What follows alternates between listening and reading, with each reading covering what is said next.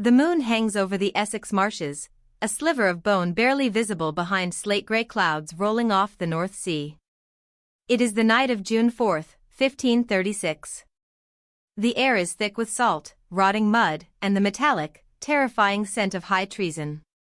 On a lonely stretch of beach near Malden, where the reeds whisper secrets to the tide, a small boat waits. Its oars are muffled with heavy wool cloth to silence the splash.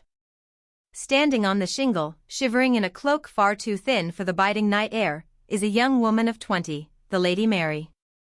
Just months ago, she was a princess, the jewel of the Tudor world.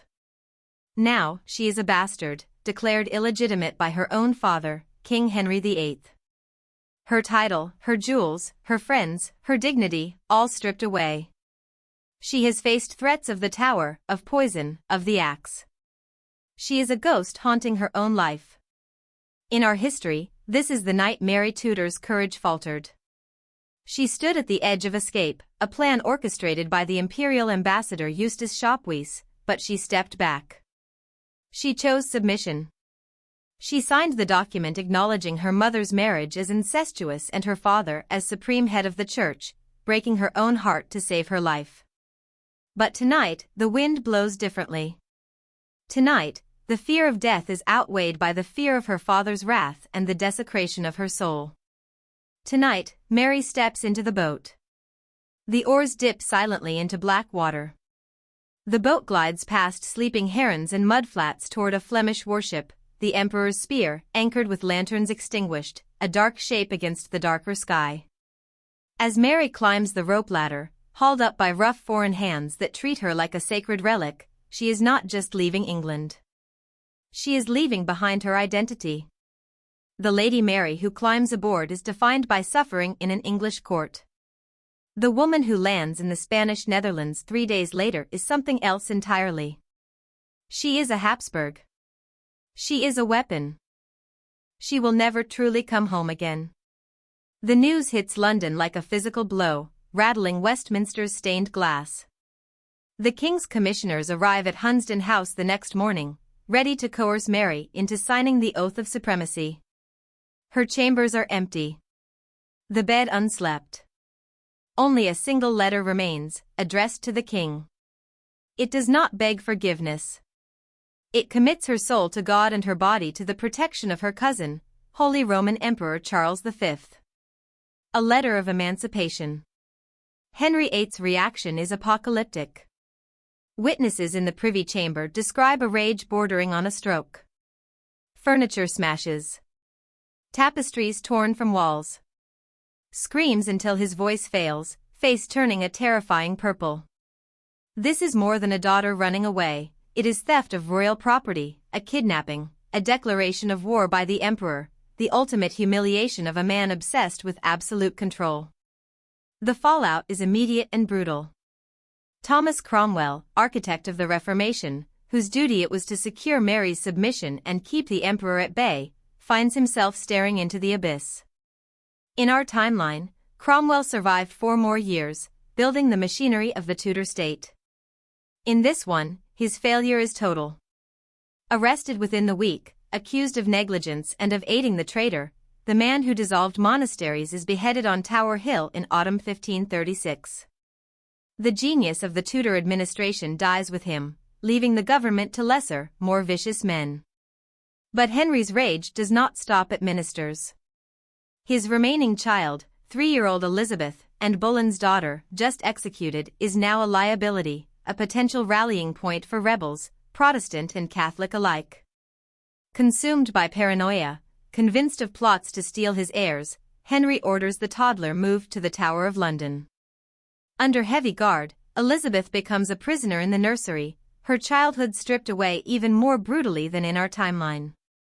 Henry has no wife, no son, 1 daughter in rebellion, another in chains.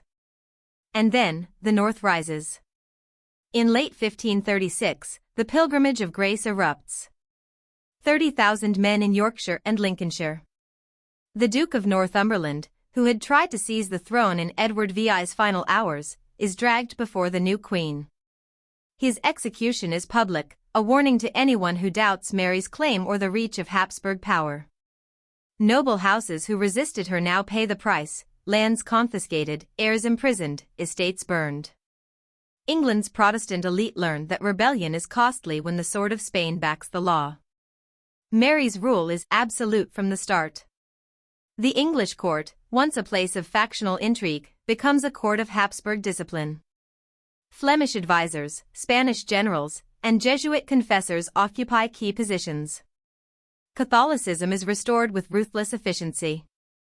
The monasteries are rebuilt, not as houses of charity, but as fortresses of loyalty and surveillance. Anyone who resists any Protestant preacher, any counselor who questions her, faces the inexorable hand of the tercios. Under her command, the English Church becomes an instrument of state power. Protestant nobles flee to the continent, their families stripped of wealth and title. Mary's reign transforms England into a client kingdom of Spain, a bastion of Catholic orthodoxy, where loyalty is enforced with steel and faith. Every town hall, every parish, every market square carries the mark of her authority.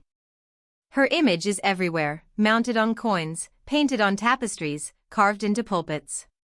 Yet for all her ruthlessness, Mary is not cruel for cruelty's sake. She rules with a sharp intellect and the icy precision she learned in exile. The lessons of her youth, the betrayal of her father, the flight across the North Sea, the years in Brussels and Toledo, shape her into a monarch who understands power, diplomacy, and fear. She is merciless to those who threaten her, but she rewards those who serve her faithfully. Wealthy merchants who pledge a leg. Aunts are elevated, loyal Catholic lords are granted lands stripped from rebels. Meanwhile, across the Channel, Henry VIII's legacy crumbles faster than it ever did in our history. Edward VI's brief reign is remembered as a time of chaos, Mary Tudor's absence leaving Protestant factions unchecked, only to be crushed brutally when she returns. England, once the cradle of the English Reformation, is now a Catholic fortress. Protestantism survives only in the shadows, whispered in secret, a dangerous heresy that could cost lives. Mary Tudor's children grow up speaking Spanish, educated in the rigid discipline of Habsburg courts, trained in arms and statecraft. They are heirs not just to the throne of England, but to a network of dynastic power stretching across Europe. England is no longer an independent kingdom, it is a stronghold, a sword held over the Protestant North, a chess piece in Charles V's vast game. By the end of her reign, Mary is feared and respected in equal measure. She has reversed the course of English history, unmade her father's religious revolution, and transformed the Tudor dynasty into a Habsburg vassal line. The islands are not free, but they are safe under her iron hand and the shadow of Spanish steel. Mary Tudor, the girl who once fled in fear, has returned as Maria of England, the conqueror, the queen, the instrument of divine vengeance. The Tudor line continues, but in a way that Henry VIII could never have imagined. England is reshaped, Europe is reshaped, and the world of the 16th century is forever altered by the flight of one determined princess. With Mary's conquest complete, England ceases to be an independent kingdom and becomes the jewel of Habsburg dominion. The crown, fused to Spain through her marriage to Philip II, turns the British Isles into a launchpad for imperial authority, its ports filled with Spanish galleons and tercios drilled in parade ground precision. Catholic orthodoxy is enforced with merciless consistency. Protestant. England to champion resistance, the Dutch revolt is crushed before it can gain momentum. Amsterdam never becomes a banking hub. Republican experiments in governance die before they leave the continent. Absolutism consolidates across the continent. Monarchs rule with impunity, unchecked by parliamentary constraints, civic rights, or revolution. The Enlightenment becomes a philosophical exercise in salons, never a practical challenge to authority.